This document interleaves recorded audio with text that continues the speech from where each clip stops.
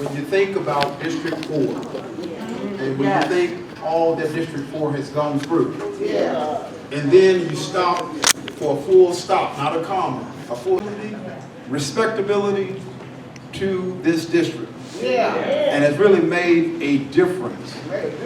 And you know, I want to say this, I was very shocked that she was not on the ballot, but I was very excited when she passed the baton. She did not just say, well, I'm not on the ballot, and just go home. That shows her commitment to District 4, where she tapped KEBRAN, Alexander. Let's give it up. And when you think about the challenges that District 4 face, I can't think of a better person. I'm excited about this campaign. I'm excited to be here today. I see each and every one of you right now. And when I see you, you come in, you may have your hands empty, but I want you to take something out of here. I want you to take some push cards. I want you to take some signs. I want you to take some address, because it's going to take each and every one of us to mobilize and to make this possible. This campaign for District 4, this is for the life of District 4. What happens in this election will define District 4 for the next 10 to 15 years. When you see how Dallas is growing and how it is advancing, you need someone, I had to steal this from Shirley Chisholm, you need someone that's not bought or boss. Can I say it again? We need someone that's not bought or boss. And that is this brother right here. You know, we have a running joke, I'll let you in on it. Every time you go out to speak, I say, all right, I don't need Kendrick Lamar. I need KEBRAN Alexander. hey, don't let that taper cut fool you, because he can go Kendrick Lamar on you when necessary. And I like that he's able to switch gears. And he knows how to switch gears. He knows how to sit at the boardroom table. But he also knows how to go door to door. He knows how to go to the barber shops. He knows how to go into the different places. So, you know, I'm excited about this campaign and what it has to offer for District 4. As we think about the deck park and so many things that's going on, we need someone to steer that bond money. We need someone to steer the advancement. We need someone to help to be that ear for the city manager. And so we are here today for that reason. We are here today for that reason. I wish there would be more. I wish it would have been packed out, because one thing the Longhorn Ballroom is missing, that's a horse at the front door when you have something on this end. Because it was quite a bit of walk to get here. But nonetheless, I'm glad to be here. My name is Al Green. I work as a manager for the campaign and also the #1 volunteer. You will not be able to outwork me. I do not follow a job description as it looks to manager. I will do whatever is needed to get this guy elected. So at this time, did you have Councilwoman Arnold on? Yes. We need to hear from the councilwoman. That's okay. That's okay. If anyone has ever talked to Councilwoman Arnold, you know she got a word.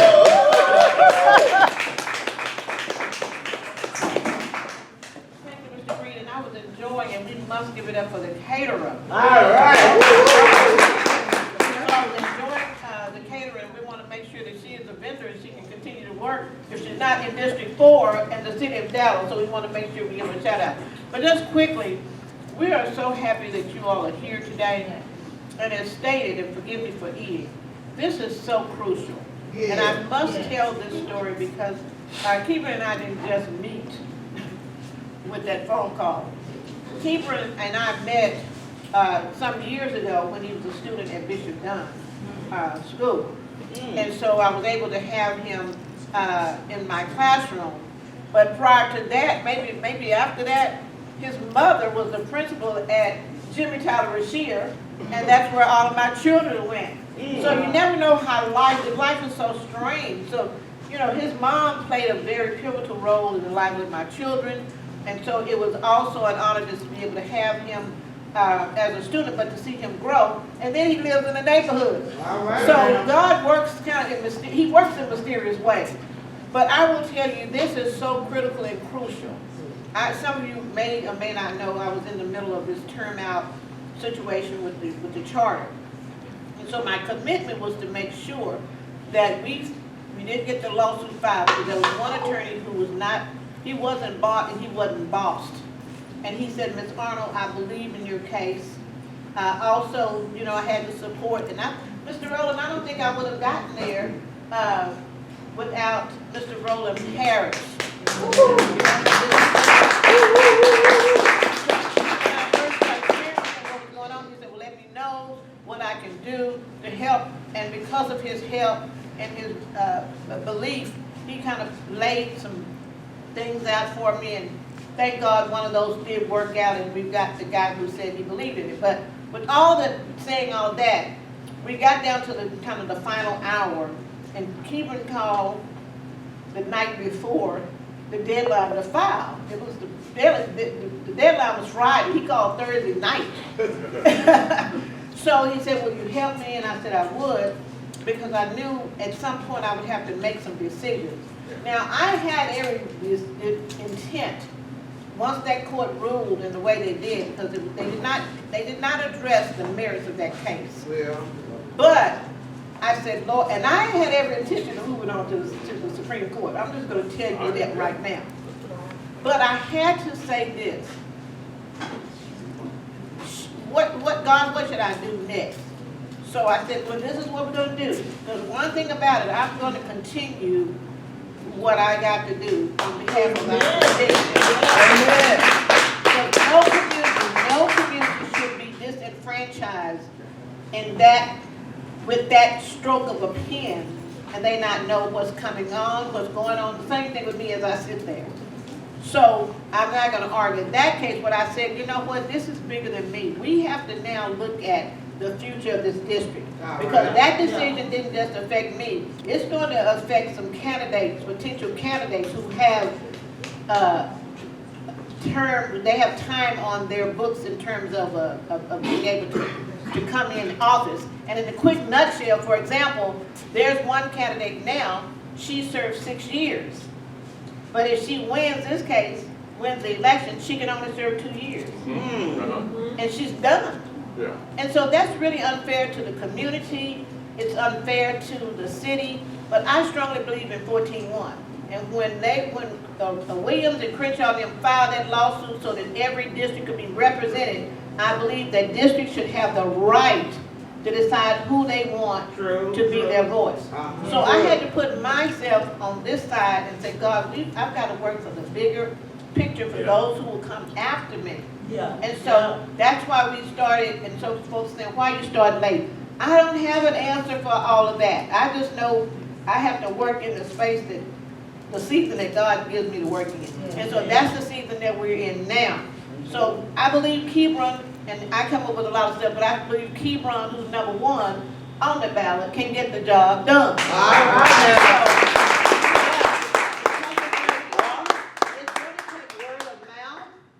It's going to take word of mouth. You're going to have to make some phone calls. You have to talk to neighbors, because what I can testify to, politics and politricks is what I call it. Right now we're in the midst of politricks. And folks they have told some shaded stories and about credentials and all of that, and there are some who believe it. So all I can tell you tonight is this. I'm here because I believe that KEBRAN is the best choice. If I tell you, and I strongly believe this, it is too critical for us not to take action and take it quickly. Because if I believe, and as you said, I could have gone home. I didn't have to say a thing about next. But it's too critical, it's too crucial, and I supported him before a reason. Now I know for sure he's not worried about getting paid. He's not going to be directed to make certain votes that will not be in the best interest of his community. And I know perfectly well he was raised in a family that has integrity, honesty, transparency.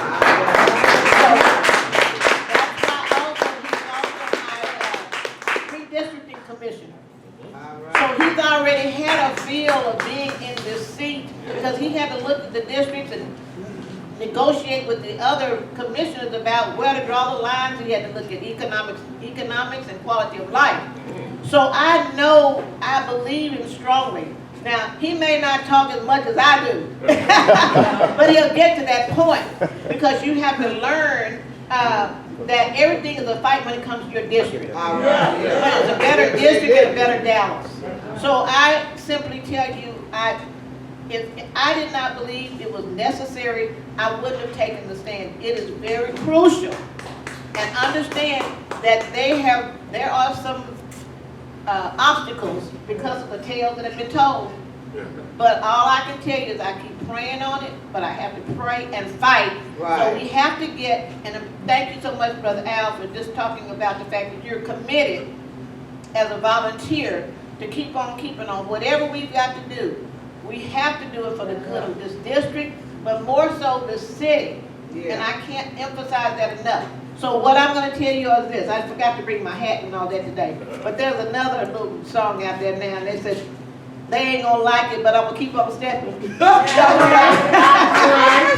my song, and that's what we're going to do. They may not like it, but we're going to keep on stepping. And so that's what we're going to do. So at this point, I appreciate everything. Mr. Roland Parrish and Mr. Richard, most definitely, you all know Mr. Petroff, and I'm calling their names, Mr. Demas. You know, I appreciate through the years that they've been with me. And it's a whole lot of people. Shucky Ducky, I tell folks, I'm like, Shucky Ducky, I forgot his real name. But you know, between Fluker and the kids and the family, I know, KEBRAN, you're in good hands. Leilani, the sisters, I start calling names and get in trouble. But I tell you what, I have a praying senior commissioner out there, I call her Dr. Lee, and she's going to be praying in this place for KEBRAN, I know that. So I'm going to walk on over here and sit down because I'll get too excited. And thank you, Mr. CW, for putting us on the map. Thank you, Mr. Going to be on YouTube. But anyway, thank you. I just call everybody's name. Forgive me. And thank you once again, the caterer, for giving me the strength to be able to walk back to the table and get seconds. Let's give it up for Phil and King on.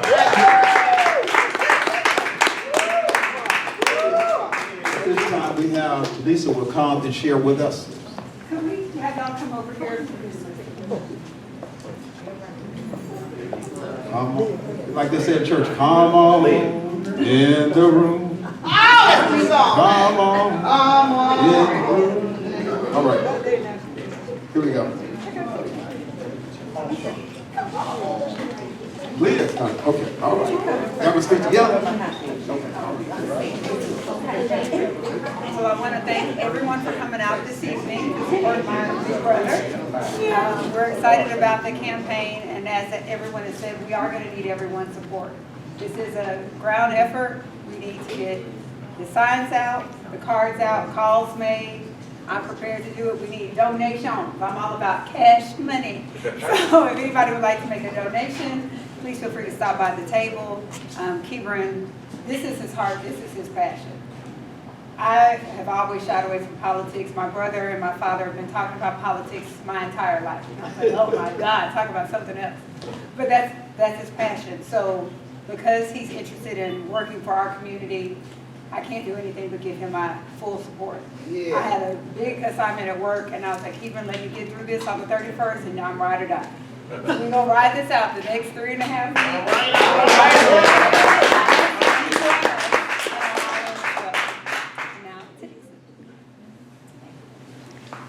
Welcome, everybody. I am so proud to be here today. My name is Tanisha Jeffers.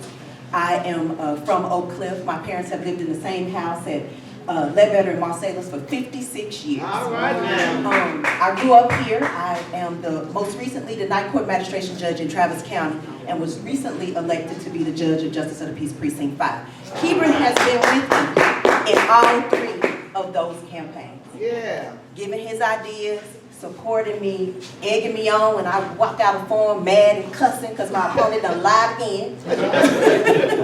But he has been there, and he too shares my vision for what we all should be a part of as far as District 4. So I want to say that, you know, it's up to us to continue to serve as best we can in our local communities. Our place is to be, to fight for our children, to fight for the next generation. We've wasted enough time on small people with small ideas. Yeah. We wasted enough time waiting for somebody to rescue us. It's time for us to rescue ourselves. Come on now. And I believe that KEBRAN is the next person to take that now. And I'm so happy that Carolyn Arnold has passed that baton. So, as Leah just said, it's going to take all of us. It's not going to be easy. Campaigns are not easy. I've been through 3 of them, bruising. We need everybody. Boots on the ground, as Leah said. And your prayers and your volunteer efforts to phone, bank, text message, call folks, get them out, and make sure that they're voting for our candidate. KEBRAN is a son of South Oak Cliff. He believes wholeheartedly in the district where we come from. And with that, I'll pass it to him.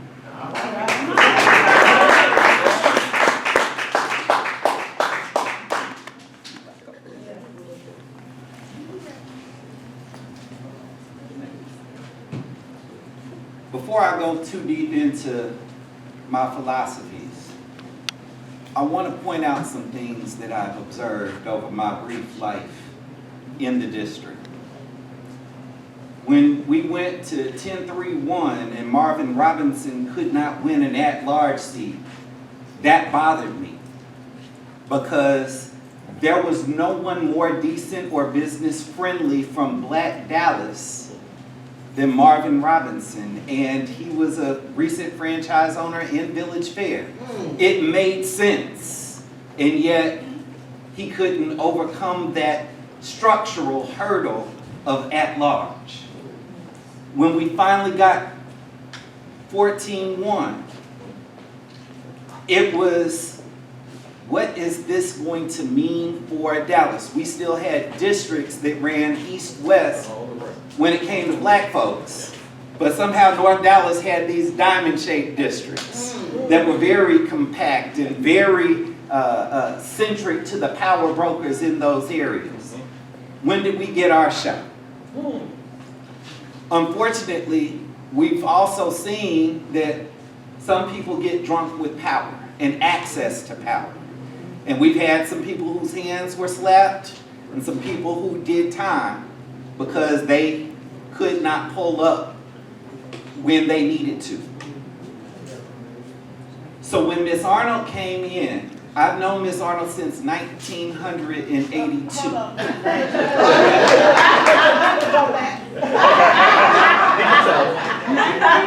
While I did not have a class with Miss Arnold, she poured into the little specks of black that were at Bishop Dunn. And I was so happy that she was there to pour into us because, but for her,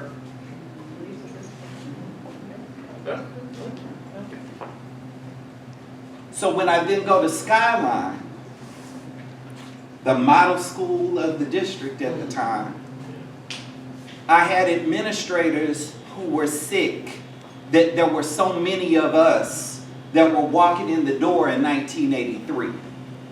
I had teachers that were sick because we were outshining those neighborhood kids that were at Everglade, at Skyline, the premier school in the district. And when it came time to graduate, we had people that were vying for valedictorian and salutatorian, just like the white kids and the Asian kids at Skyline. And while we could celebrate around homecoming, while we could celebrate around the little victories, the bigger victories were to come. So when we go to college and we go into the military and we go into the police department, we've got a network of Skyline alums that are all over the place. in places we're not supposed to know people. Well, Now we go to college, we go to law school, we get some extra understanding that ends up being critical in 2025. all right now.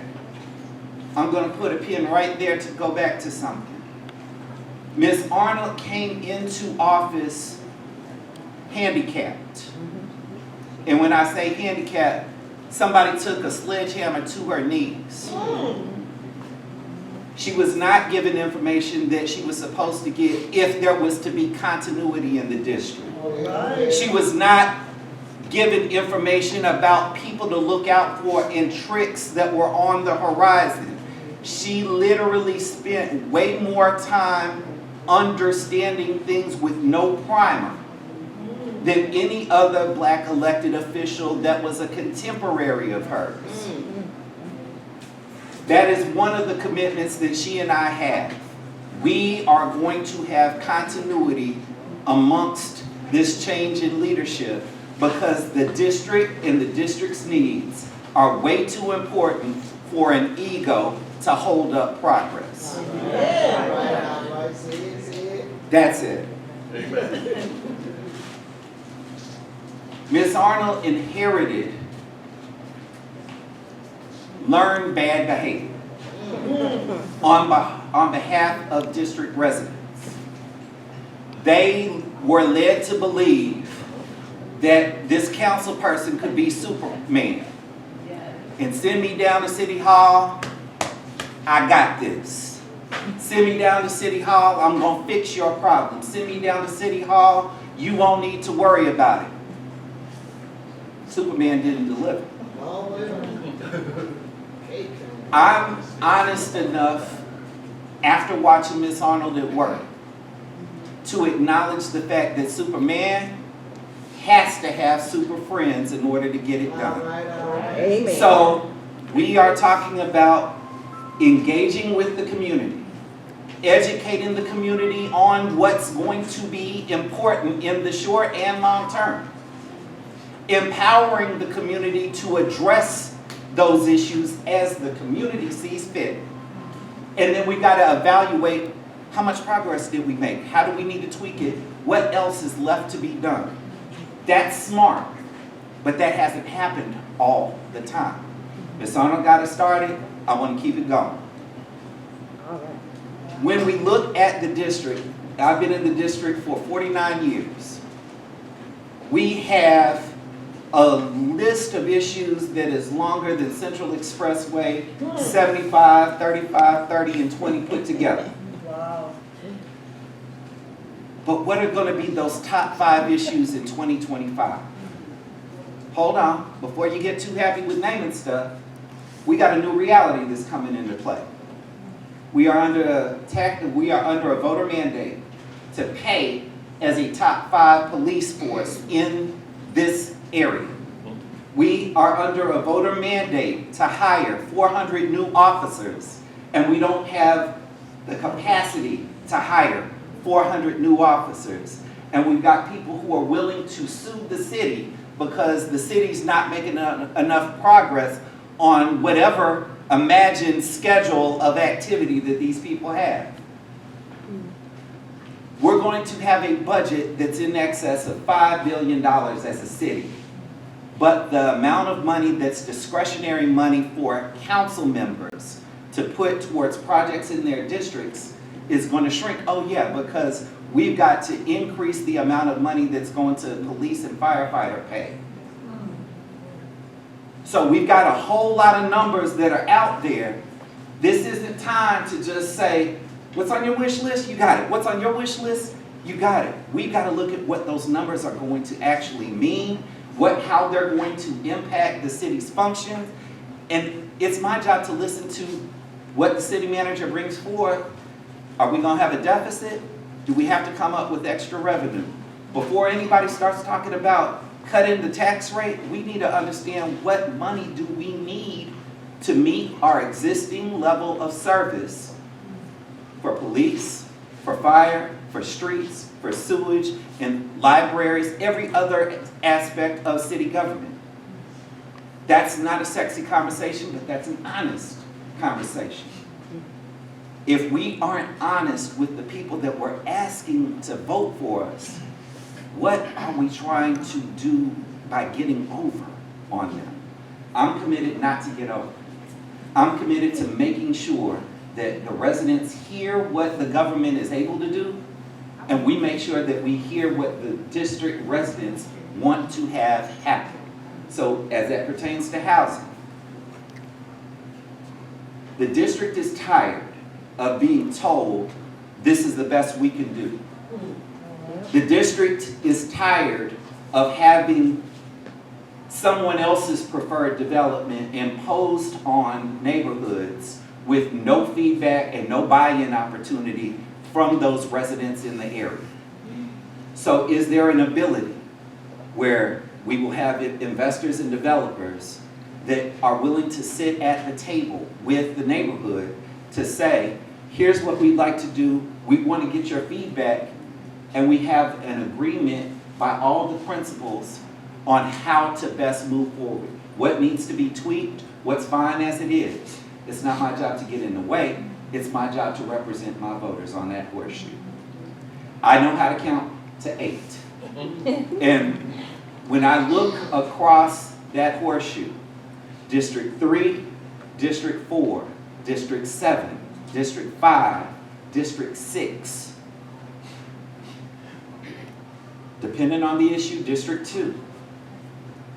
I've got 2 other districts to get, but we all have common issues. Oh, did I say 8? I don't think No, I you said didn't 8. say 8. That's I didn't say 8. Okay, so I got 1 more district to get. We all have similar issues, but the way some of those people at the horseshoe these past years have acted, oh, we're planets apart in terms of our advocacy. So how do we get a leveling that's going to be beneficial to District 4, beneficial to the city, which is what we all want at the end of the day? What has me interested in running? One of the most tragic events that took place in the last 10 years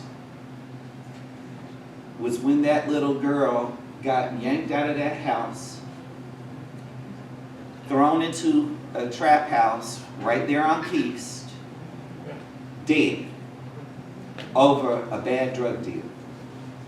We had a candlelight vigil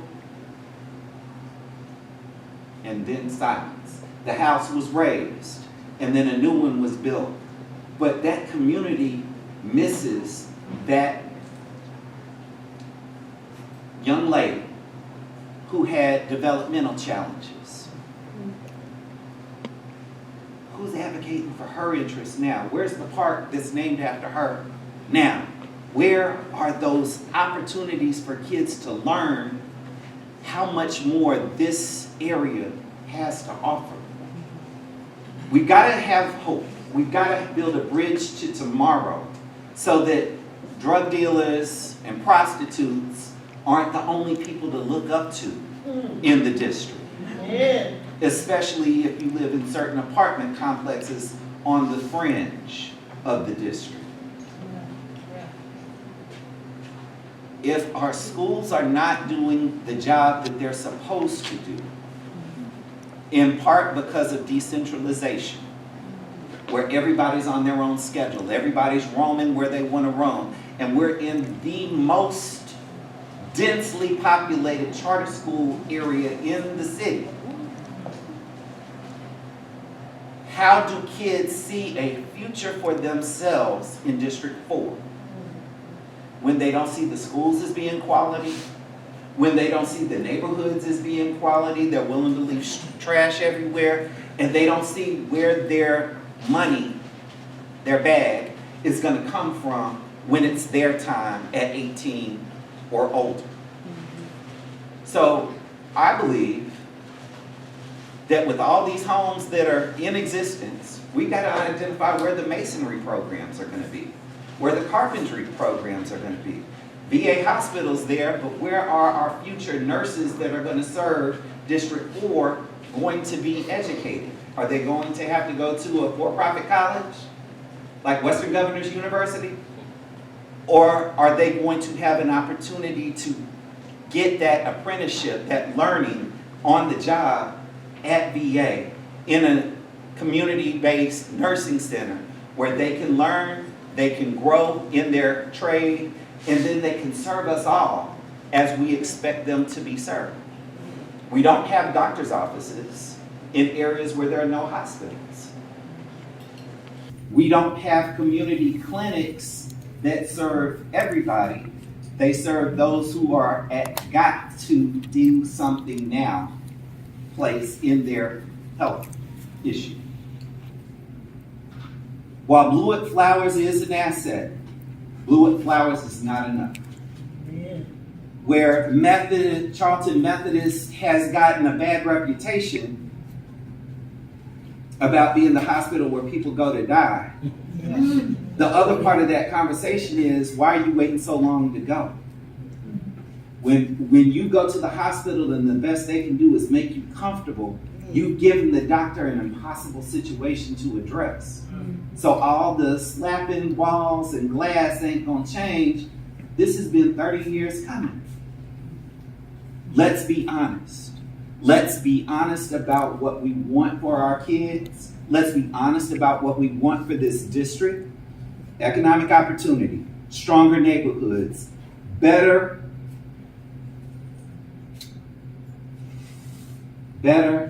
advocacy for our residents. And that's not at all a shot at Ms. Arnold. That's asking to build on what she has started. In the same way that she has poured into me as a student at Bishop Gunn in '82, she has absolutely poured into this district. And I've got nothing but respect for Ms. Arnold and what she has been able to accomplish while everybody else is shooting arrows at her. All right. It's now time to stop distracting people with puffery and let's get to the core issues of the district. Let's get to those things that are going to matter most to the students, the seniors, and the new residents to the district. That's not going to come by grandstanding. It's not going to come by a wish list. It's going to come from actual conversations, outreach to the district. Let's form subject matter committees in the district that address issues that are coming up. Every neighborhood association and apartment group has an opportunity to appoint somebody to that commission, at least one person to that committee. And when we have issues that arise that address those committees, it's the committee's job to do the research, develop an opinion or a position, report back to their HOAs and apartment groups so that we then have a true sense of what the district wants. And if it's a 7 to 8 decision or a 15 to 0 decision, that is what the district wants. But we should reflect that there is diversity in the district's opinion. It's not all or none, it's progress. And progress is not something that's easy. It's not something that's convenient. It requires work. Having watched what Ms. Arnold has done over her tenure, that was nothing but work. I want to continue that work. I want to continue district advocacy, and I hope that you can support me in that endeavor.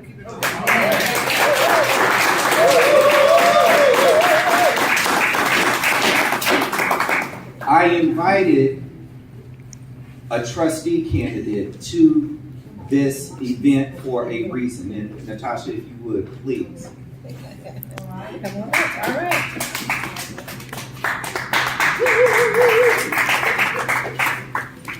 I have, District 4 has 2 trustee districts that it's a part of. District 6, which is Ms. Joyce Foreman, who is an invaluable asset, period. This is the next one. This is the next asset to DISD. And she needs your attention, she needs your love, she needs your advocacy for her position because she is definitely interested in improving the educational outcomes in Trustee District 5. I know that having spoken with her. I know that having spoken with Ms. Foreman. We've got to support people, not because it's convenient. We don't need to look for a rock to hide under because somebody else might get elected. Yep. This is the one. That's right. I'm telling you, from my understanding of her position, in the district's position, she's the one that needs to be elected in trustee District 5. She's got my full support, and I'm willing to show up for her anywhere she goes. Anywhere she goes. I wish you all the luck in the world. We gonna make this thing go. Because her students are going to be our future residents. Ms. Foreman's students are going to be our future residents. And she's not going to be content with D's for her school's report cards. She's going into those schools, going into those classrooms, challenging administrators to do something more that's going to improve the outcomes at that site. I have no doubt about that, and I wish you all the luck in the world. I've got church members here. I've got community friends here. I've got people who I went to school with here. I've got long-term church members and their spouses here. This is a small gathering of the people who are important to me. Some old, some new, but all are valuable. There is nothing that I can say that will address how absolutely essential everybody in this room is to me right now. Amen. Amen. With that said, please take the time. If you know somebody who needs to be here and they weren't here, they got another bite at the apple this week. If they haven't been a part of the conversation within the district, have them give me a call. I'll go where I need to go. I've got a great team. Shawana, where are you, baby? Come here. Shawana, Leah, Teresa, Al, Miss Arnold, Lalani. I got a team of people that are here to help make sure I'm accountable and focused when other people are trying to distract me. Hey, they need to know who you are. If my rock is this group, y'all are the extension and y'all are my cement. I need you. Not because of convenience, but because if we know what needs to happen and we stay silent, our silence is permission for the other group to win when they're up to no good. And I'll leave that right there. My friends that are here, the people that I'm just meeting, the people that I will grow to know, here's my promise to you. I can be rough today. You help make sure I'm smooth for you in 6 months. All right. Make sure I'm smooth for you and your HOA in a year. Because I'm going to every HOA meeting I can make in the next 12 months. All right. I'm going to every apartment group meeting that I can make over that same time. Because if I'm not hearing from you, somebody else is whispering lies in your ear. I want you to see that I'm available, that I'm willing to listen, even to opinions that I don't agree with. I'm willing to be educated on your position, and I may develop respect for your position because I just didn't know. But I'm willing to be that person that's willing to be humble enough to hear, to learn, to adapt my position as it may warrant, to advocate better for you. And at the end of the day, this will not be my seat. This is District 4's seat. And if I'm doing the job I'm supposed to do, I'll get reelected. But if I'm not, the district should choose someone better at doing what I've been trying to do, not somebody whispering preferred sweet nothings in the district's ear. All right. With that said, I want everybody to please get some of this wonderful food that is here. The caterer is phenomenal. And if you haven't had those meatball sliders, you are missing something special. I said it. We want to support all district businesses. We want to support all district residents. We want to support all district kids. But that has to start with us choosing us. With that said, thank you so much for coming tonight. I appreciate your time and your ear. I am KEBRAN Alexander, place 1 on the ballot, second to none in this race. And I want your support. Thank you so much.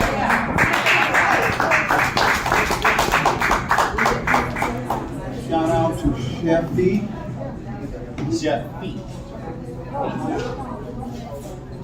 Chef B, I hope you got some business cards because some people are going to want to see you in the future. They are going to want to see you in the future. She does churches, she does community events, she does banquets, she does it all, and she's willing to be reasonable.